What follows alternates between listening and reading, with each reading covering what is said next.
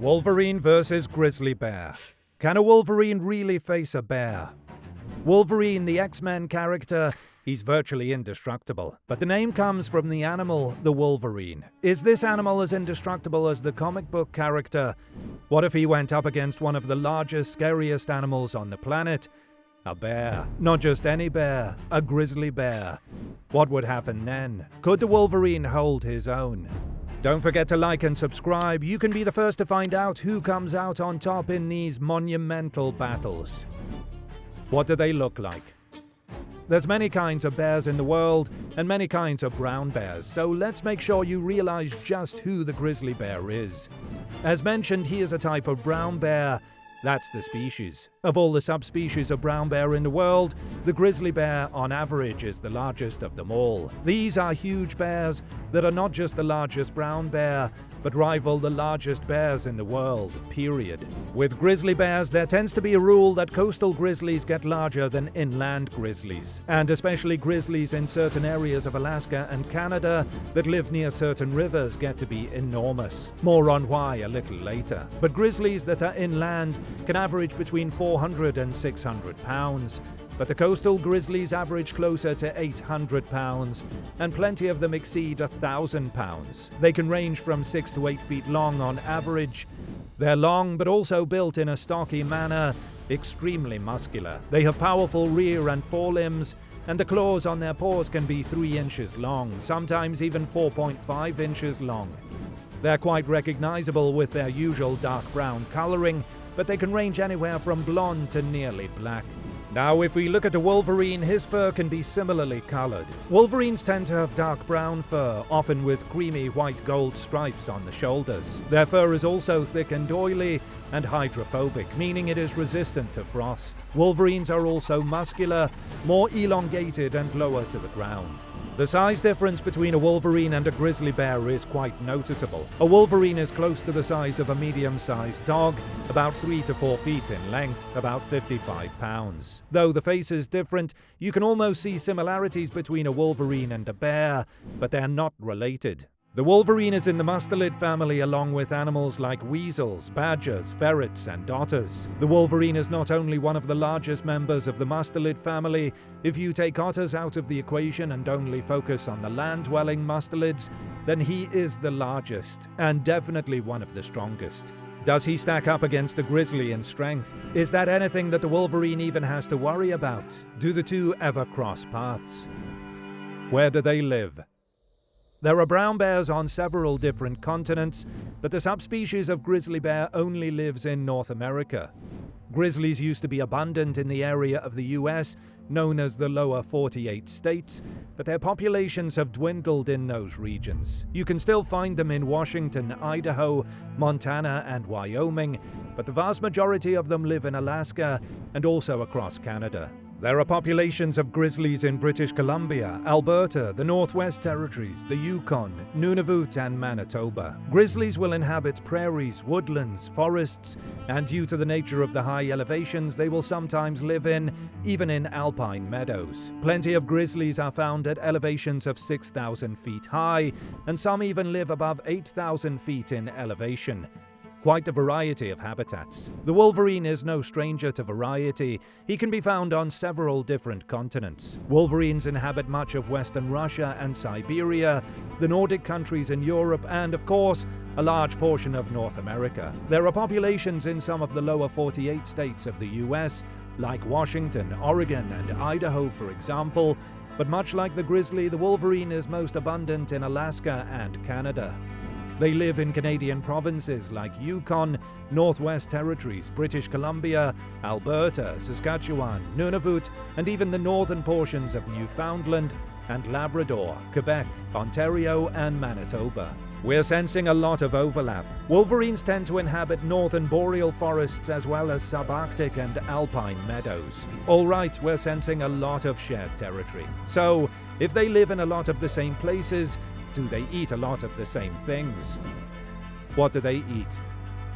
The diets of these two animals also do have some overlap. Some people don't realize that, as big as a grizzly bear is, he doesn't eat strictly meat. Grizzlies eat quite a lot of berries and other fruits, grasses and roots. Depending on where they live, it may make up a significant portion of their diet. But grizzlies hunt too, and they're great at it. They may look for smaller animals like rodents and squirrels. They're also no stranger to finding carrion left behind, or even if another animal is actively eating it, they like to steal a dead carcass. When they want a big meal, they'll hunt for large hoofed animals. That can mean deer, caribou, elk, and even moose. And then, depending on where they live, like if there's a river close by, they love fish, especially salmon. As we mentioned before, a grizzly's location has a big effect on his size. Grizzlies in Alaska and Canada that live near rivers and have a ready supply of fatty salmon, well, those are oftentimes the biggest bears of them all. Wolverines are also big feeders of carrion, finding carcasses that other predators leave behind. They'll often follow wolf and lynx trails and see what leftovers they might come across. But they hunt for plenty of animals themselves, usually small to medium-sized prey animals like porcupines, squirrels, chipmunks, mice, rats, beavers, gophers, and rabbits. But they've been known to take down larger animals that are in fact much larger than themselves. This includes sheep, goats, and even fully grown adult deer. Yes, the wolverine has a surprising ability to take down large animals. They're also called gluttons when they eat, because once they are digging into their prey, they do so in a voracious manner and eat loads and loads. It seems like grizzlies and wolverines, while living in similar areas and eating similar animals, well, they must run into each other often enough. What happens when they do? And how exactly do these animals act in the wild? How do they behave in the wild? We are seeing many similarities between these two animals. Looking more deeply into the life of a grizzly, we see that the adult male is mainly solitary other than breeding season. The female will live with her cubs for the first 2 or 3 years of their lives, and then they're old enough to go out on their own.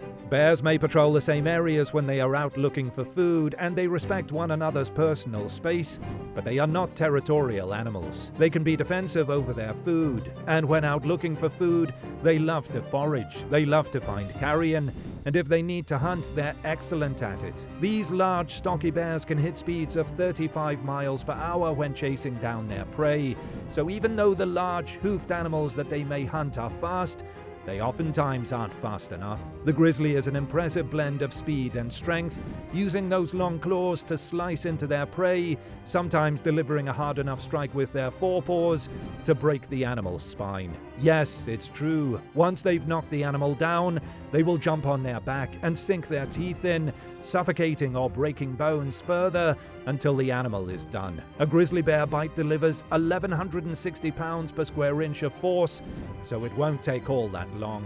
And yes, grizzlies will often like to find carrion and steal it away. And that carrion may be guarded by a wolverine, because wolverines are extremely opportunistic. They follow predators around to see what food they leave behind. They're a little slower, so it can be difficult to chase down fast prey.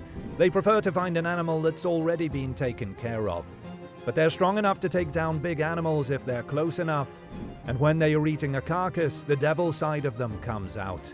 Whether a lynx approaches, or a wolf, or a bear, if any animals arrive and want to steal that carcass away, they're going to have to go through the wolverine first. And the wolverine lets them know that will be no easy task. Wolverines will intimidate larger predators with their fierce behavior, threatening to attack if they get too close, and plenty of times they scare the predators away. Or if they don't scare them, they make them think twice at the very least. But what if the grizzly didn't think twice? What if he still pursued the wolverine? What if they fought? Now we're getting to the question we really want answered. What if they fought? Could a wolverine really face a bear? And it's a legitimate question, because the wolverine appears to be fearless when eating a carcass. He wants that food, and he does not want anyone else to have it. As mentioned, there are so many times that a wolverine defends his carcass and scares away a lynx, a wolf, and yes, even a bear. Yes, the intimidation factor of the wolverine is so high that he can make a grizzly bear change his mind and decide not to mess with him. So there must be something to it, right? This Wolverine must be ferocious. He is outweighed by the grizzly by several hundred pounds, considering he doesn't even weigh 100 pounds himself. The grizzly is fast, faster than Wolverine. Though the Wolverine is described as being on the slower side, he can move quickly in short bursts. His claws are enormous, his forelimbs are enormous, and his bite is devastating.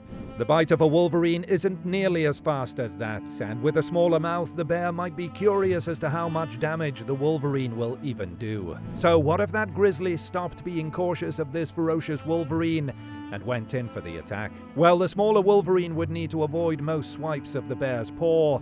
He couldn't sustain too many of those. His quick bursts of speed would hopefully be enough to avoid the swipes from the bear, circle him, and attempt to do damage from the sides or from behind. Even if the grizzly managed to sink his teeth or claws into the Wolverine, it's not a done deal. The Wolverine also has loose skin, and pair that with the oily fur, that means the Wolverine can pull himself out of trouble with relative ease. It's an excellent adaptation for the Wolverine to pull himself away from danger, or even stretch his skin, turn around, and fight back. Yes, the Wolverine is ferocity in a small package. He'd put up a tremendous fight, but unless everything, and we mean every single thing, went in his favor, he'd lose. Yes, Wolverines scare grizzlies and other large predators away from carcasses because they put on a violent and ferocious show, but they don't have nearly enough to back it up. Grizzlies are cautious when they see them, but if they were ever not cautious and went in for the attack, they're almost guaranteed to win that battle every time. The grizzly is too large and too strong. Now, he'd most certainly sustain some damage, perhaps have some wounds, and maybe that's what he's trying to avoid. Why fight the Wolverine and receive painful wounds when he could just go find a different carcass elsewhere? But if there were no other carcasses around, if the grizzly and the Wolverine had to fight, the grizzly would just be too much for him.